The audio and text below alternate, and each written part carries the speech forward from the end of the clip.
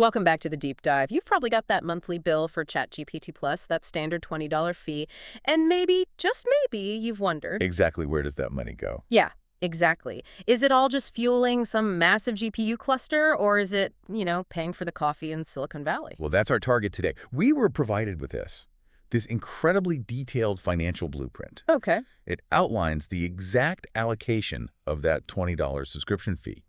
And this isn't theory. This is a 16-category breakdown of how they use every single cent. That's a level of transparency you just don't see. You really don't, especially not in a company scaling AI at this speed. Okay, let's unpack this.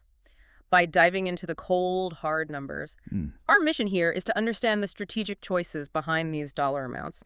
And we're starting right away with the necessary friction costs, the costs of just getting your transaction processed and, legally compliant. Precisely. Before the AI even generates its first token for you that month, a part of that fee is already spoken for by external financial and legal requirements. And the very first chunk is payment processing. That's a flat dollar, $1 right there. A whole dollar just to make sure the subscription is handled smoothly. That seems substantial, especially when you think about the sheer volume of subscribers they must have. Does the source say if this is some kind of average? It does. That $1 is a blended average. It accounts for all the different processors, the risk assessment, and all those fluctuating international fees. I mean, they're billing millions of users all over the world. Right. And then right on top of that, there's another... The card network's fee, 30 cents. For Visa, MasterCard? All of them. Yeah. They're basically the essential toll collectors of digital commerce. You can't avoid them. So $1.30 is just gone. Instantly. Just to handle the transaction. Right. Okay, so what about the regulatory hurdles? That brings us to compliance and security. That's another 75 cents. Okay. And this is absolutely essential for maintaining legal standards. Think data privacy, like GDPR. And also just keeping the user data secure. Critically, yeah. Yeah. Keeping it secure against, sophisticated threats. This budget is basically non-negotiable legal upkeep. And then there's the human factor, right, on the front end. Customer support and billing. Another 75 cents for helping manage accounts, troubleshoot payment issues, providing assistance. So if we just look at this first segment, the processing, the card fees, compliance support, we're already looking at, what is that, $2.80? $2.80.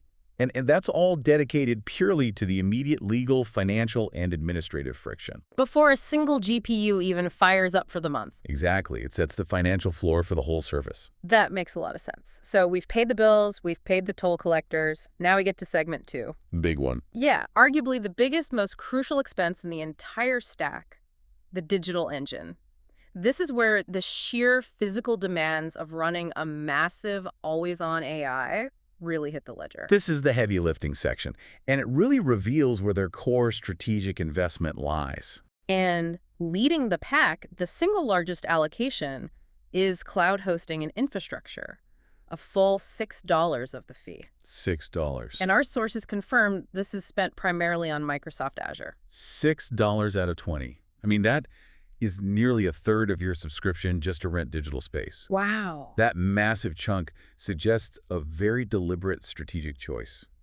They're clearly prioritizing instant scaling capacity over, say, pure cost efficiency. It's the cost of that partnership, isn't it? By relying so heavily on Azure, they probably sacrifice some competitive pricing power. You're paying Microsoft's margin. Of course. But in return, they get instantaneous access to near unlimited computing resources.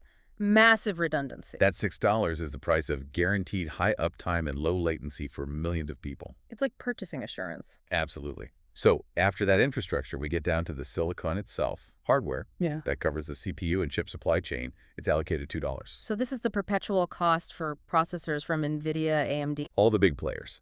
It's the specific specialized machinery inside that cloud warehouse that powers the actual AI computations. And that specialized equipment has to be kept alive. Which brings us to a cost that I think might slip your mind. Power and cooling. A full dollar. $1 is dedicated to that utility expense. And it sounds small, but... It's the unavoidable cost of thermodynamics. You just can't generate that one computation across data centers without also generating enormous amounts of heat. And managing that is a huge task. A monumental task. Yeah. It requires advanced liquid cooling, complex air handling systems. That dollar reflects the sheer energy expense needed to keep billions of dollars of hardware from, melting down Okay, so the internal hardware is functioning, it's cool, now we have to deliver the results to the user. efficiently. And that's another $1.50. For front-end and delivery services, this supports platforms like React for the interface and Cloudflare for global optimization. Yeah, and that $1.50 isn't just about making the chat window load quickly.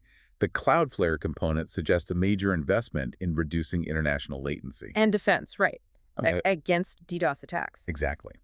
This ensures that a user who's interacting with ChatGPT in, say, Sydney, gets the same fast, reliable response as someone in Seattle. Okay, so here's where it gets really interesting.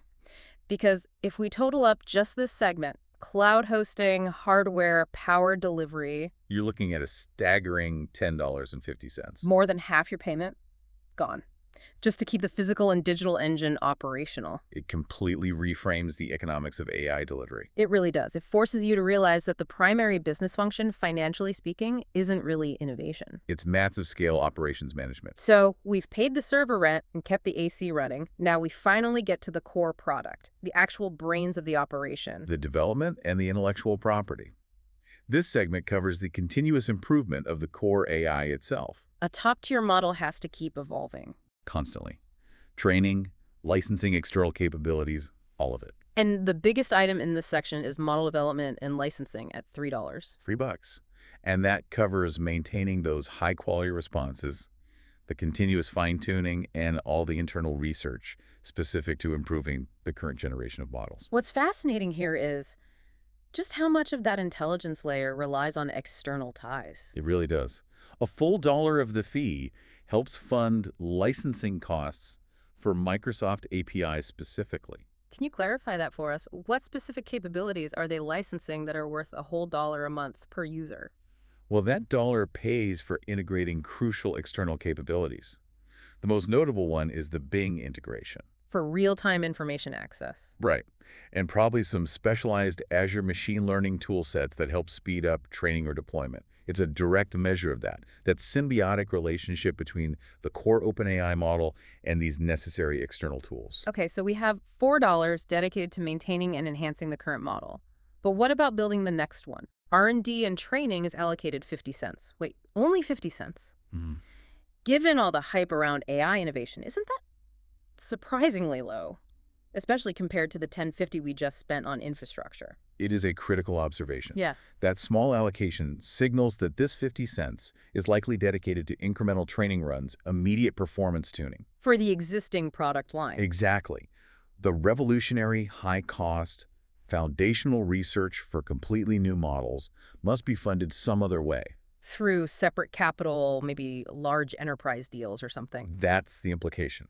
This small amount suggests the subscription revenue is focused on marginal gains and operational stability, not these high-risk, expensive future bets. So this $4.50 segment is the intellectual capital, but it's dramatically dwarfed by the cost of the physical hardware needed to run it at scale. Precisely. Which brings us to our final segment, sustainability, people, and profit. Right, the operational glue. This holds everything together, covers the team, and sets aside money for the long haul. And we start with a pretty sizable line item, operations and delivery, $2.50. And that's for general operational expenses, running and maintaining the platform, administrative overhead, software licenses for their own internal business processes. The broad management structure. Just the cost of running the corporate machine. Then we get to the human capital. OpenAI salaries and benefits get $1.20. And this covers the core dedicated engineering, research, and product teams, the people working directly on the consumer service. And it's important to note there's a separate, smaller allocation for growth here. Sales, salaries, and benefits. 50 cents. Which is dedicated to paying the sales teams and their benefits. And that 50 cents shows that the consumer platform is also being leveraged as a kind of marketing tool. How so? The sales team uses the success of the $20 product to go out and secure far more lucrative enterprise and government contracts. It's an investment in scaling the broader business. Not just the subscription service itself. Right. And, of course, sustainability means looking forward. There's $1 funneled into the Future Model Development Fund. And this is distinct from that smaller R&D budget we talked about. Right. This dollar is explicitly ring-fenced. It guarantees dedicated funding for ongoing longer-term R&D, for future foundational improvements. That feels like strategic independence. It is. That dedicated fund ensures that long-term research projects aren't starved when other costs fluctuate. It's capital set aside specifically to guarantee innovation doesn't just halt. And finally, the ultimate measure of viability. Profit and reserves. A solid $2 is set aside here. This is a critical 10% allocation. That $2 is reserved for profit, yes, but also for financial reserves, which ensures the organization's sustainability. So it allows them to make strategic investments, respond to unexpected costs. It provides the necessary cushion to maintain a high level of operation without relying solely on immediate cash flow. Without profit, there is no long-term viability. So if we connect this to the bigger picture, what this source material confirms is that the $20 fee is just. It's meticulously divided. It really is. The allocation clearly prioritizes delivery ensuring scale and speed over internal salaries or even immediate R&D investment. It shows that fundamentally, the biggest cost in running a world-class AI service is just the utility and hosting bill. The cost required to make it instantly accessible to everyone. So our mission was achieved. We got the transparency. When you look at the totality of that $20, you're not just paying for a smart algorithm. No, you're buying guaranteed uptime, global speed, a strategic commitment to continuous high-cost infrastructure. And that long-term investment is what ensures ChatGPT remains top tier for you, the user, every single time you hit send. That's the takeaway. So next time you interact with your AI assistant, consider this distribution. We calculated the physical engine, the cloud hosting hardware and power, that totals $9. A huge sum. Now compare that to the total investment in intellectual capital. That's model development, all the salaries, and both the R&D and future funds. That clocks in at $5.70. A significant difference. And historically, innovation follows the money. In this breakdown, more is spent on delivering what exists than on funding what comes next. So the question is, which of those two large sums, the massive utility bill or the investment in future brains, which one dictates the ultimate speed of global AI innovation? That's the strategic question this financial blueprint leaves us with.